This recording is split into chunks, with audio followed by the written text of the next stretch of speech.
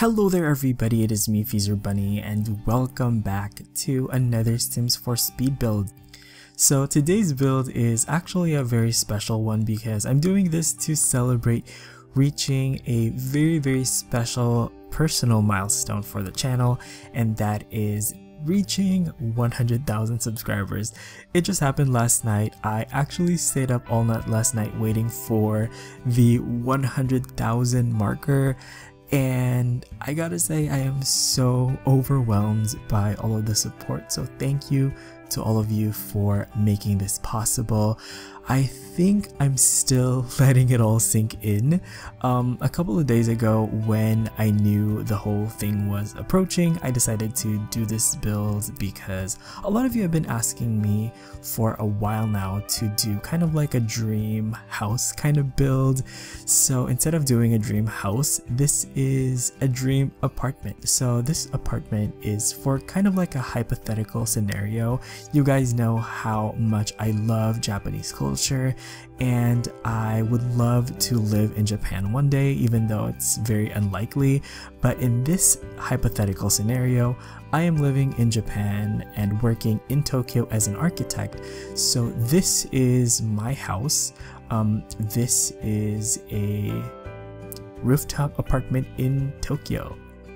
So basically this is what would be considered a 1K apartment, and that is just you know, the real estate term that Japanese would use to refer to a studio apartment with a separate kitchen. So yeah, it's a pretty small apartment actually. Don't let the length of this video fool you. I would have liked it to be a little bit shorter, but I did include a lot of footage of me actually decorating a lot of the surroundings of this apartment, so you guys can look forward to that as well because I'm going to be doing some really exciting stuff.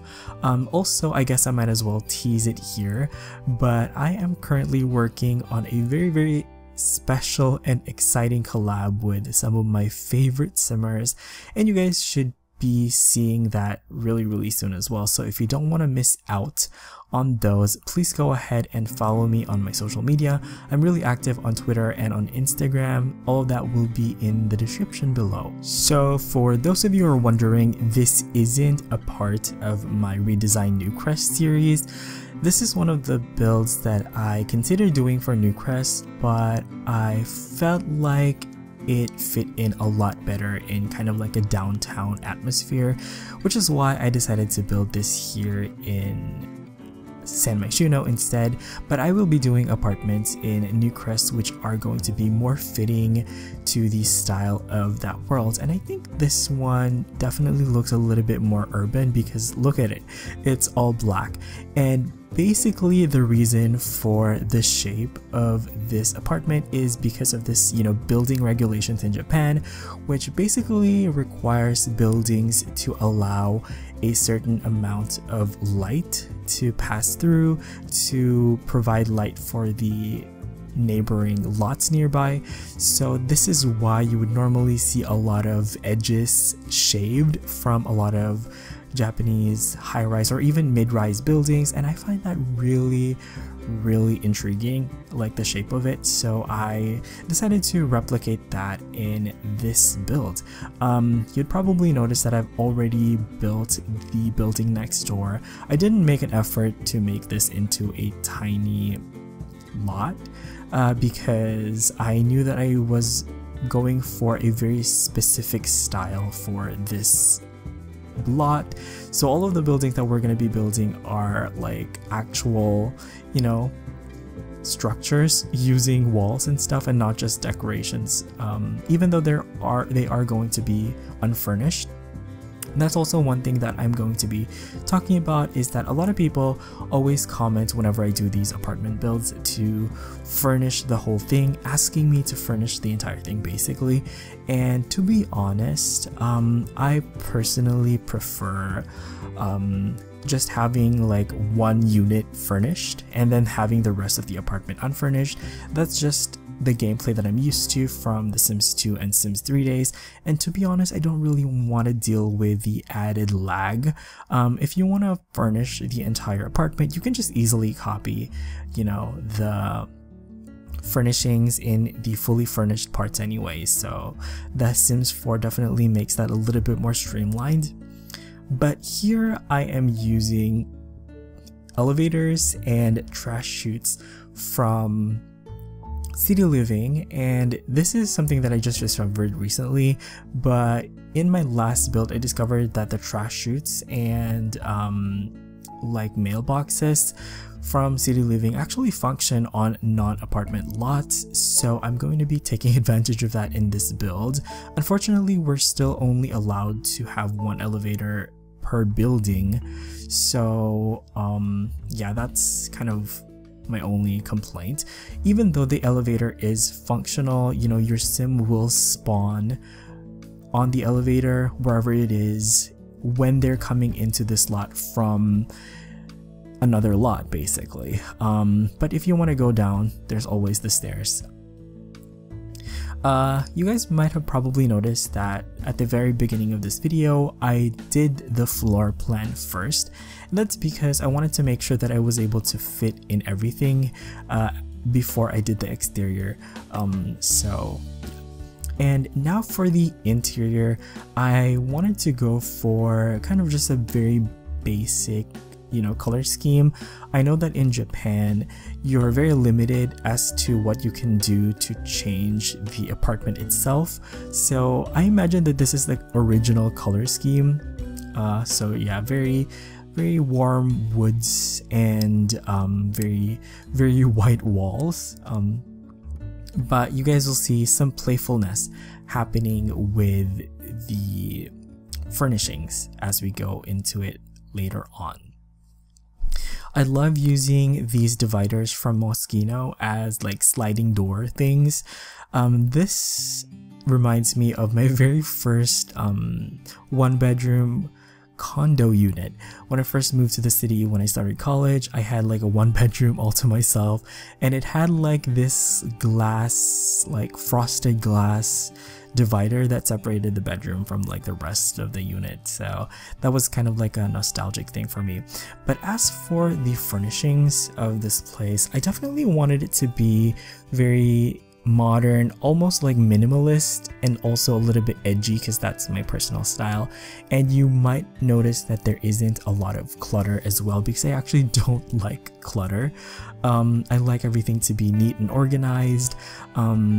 Yeah, I think a lot of, you know, young professionals could probably relate to that, because we already work really busy lives and really busy hours, and you know, you don't really want to have to deal with a lot of mess when you get home. So I try to keep the clutter minimal and also incorporate a lot of my personal taste. For those of you guys who don't know, I'm a huge fan of anime and Japanese manga, and I'm also a huge fan of J-pop as well. Don't ask me what my favorite bands are, because a lot of them are smaller, like more obscure bands, so I don't think a lot of you would probably recognize them. But yeah, I do have like a lot of manga and a lot of anime figures, and I always struggle to find places to display them, so I just keep them in drawers, which is kind of a shame. And this is kind of like my dream, to actually have a place where they can be proudly displayed. So as you guys might have seen, I put some in that bookshelf in the living room, and then I'm also putting some in this bedroom right here. Now, as I mentioned in my hypothetical scenario, this is me working in Japan as an architect, and I actually forgot to put like a desk because this apartment was way too small. I couldn't find a place to put in a workstation, but I think that's fine, because right now I mostly spending my time on my laptop. I only like use my desktop whenever I'm recording anyway, but most of the time I'm on my laptop, and it's just literally like on my bed. So I think it's fine. Oh, for the bed, by the way, I used the futon from outdoor retreat, and I just wish it came in some more neutral colors because the color combinations that it comes with are kind of crazy. This red one is the one that I probably would go with personally, so that's the one I went with. But yeah, I really love this bedroom. Really simple actually. The only clutter are just really like figures and some magazines, which are supposed to be like, you know, Japanese manga. By the way, for those of you who don't know what a manga is, it's like those Japanese comic books. I have a bunch of them, and if I get like an apartment like this in real life, I would definitely display my collection of physical copies of Sims games, because I have so many like CDs in my closet in like a paper bag of all of the Sims games I've collected throughout the years, and I feel so bad not to be able to have a place to display them, but hopefully, I don't know, we'll see. I heard that there's going to be an IKEA opening in Manila soon. Apparently it's gonna be the biggest IKEA in the world, which makes me super excited, because I definitely have plans of buying furniture from there. So hopefully that happens really soon. So yeah, how's quarantine life for you guys? I'm not much of a reader, but I have a really big manga that I'm trying to read right now. It's a copy of Orange, the Orange manga.